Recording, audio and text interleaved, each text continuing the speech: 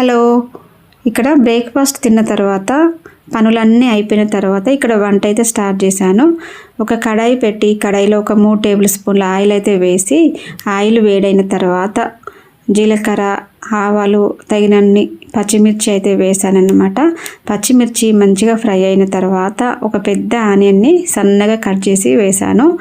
ఇంకా ఆనియన్స్ అనేవి మంచిగా ఆయిల్లో ఫ్రై అవ్వాలి, పచ్చివాసన లేకుండా ఫ్రై అయిపోవాలి. ఇప్పుడు అల్లం ఎల్లిగడ్డ పేస్ట్ కూడా వేసాను. అల్లం ఎల్లిగడ్డ పేస్ట్ కూడా పచ్చివాసన లేకుండా ఫ్రై చేసుకోవాలి.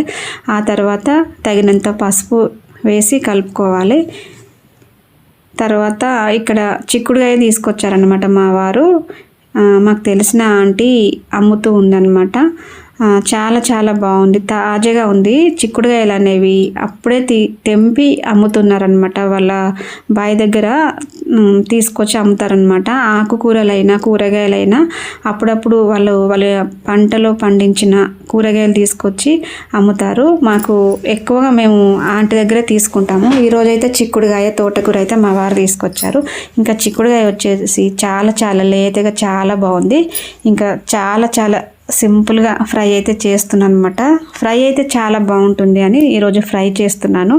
కర్రీ టమాటాలు వేసి ఇంకా కొంచెం గ్రేవీ లాగా ప్రిపేర్ చేద్దామంటే టైం లేకుండే, ఎందుకంటే బాక్స్ పెట్టే టైం అవుతుంది పిల్లలకి. కాబట్టి ఈరోజు చాలా సింపుల్గా ఫ్రై చేస్తున్నాను. ఇంకా చిక్కుడుకాయలు ఆయిల్లో వేసి కొంచెం ఉడికిన తర్వాత సాల్ట్ కూడా వేస్తున్నాను. సాల్ట్ వేయడం వల్ల ఇంకా తొందరగా ఉడుకుతాయి కాబట్టి సాల్ట్ కూడా యాడ్ చేశాను.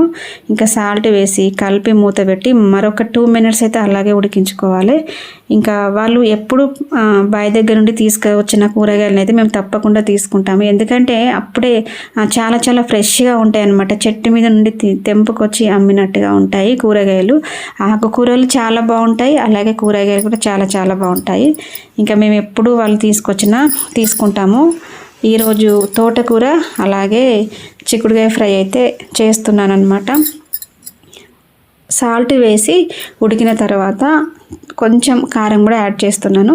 పచ్చిమిర్చి ఎక్కువగానే వేసాను కాబట్టి కొంచెం కారం యాడ్ చేసి కలిపి మూత పెట్టి మళ్ళీ ఒక 1 మినిట్ అయితే ఉడికించుకోవాలి. కారం అనేది ఆయిల్లో మొత్తం ఉడకాలి కాబట్టి. తర్వాత ఇక్కడ వచ్చేసి మొత్తం చిక్కుడుకాయ ఫ్రై అయితే అయిపోయిందనమాట. అంటే మొత్తం ఉడికిపోయింది. ఇప్పుడు ఇందులో కొంచెం ధనియాల పొడి వేస్తున్నాను. ధనియాల పొడి వేయడం వల్ల టేస్ట్, ఫ్లేవర్ చాలా బాగుంటుంది కదా. అందుకే చివరిలో కొంచెం ధనియాల పొడి అలాగే కొంచెం కొత్తిమీర, పుదీనా కూడా వేసాను.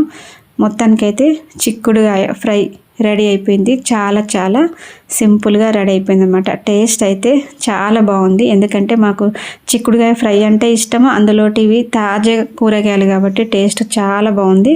ఈరోజు లంచ్ స్పెషల్ అనమాట. చిక్కుడుకాయ ఫ్రై అలాగే తోటకూర ఫ్రై అన్నమాట. టేస్ట్ చాలా బాగుంది. ఓకే అండి, మరొక మంచి వీడియోతో మళ్ళీ కలుద్దాం.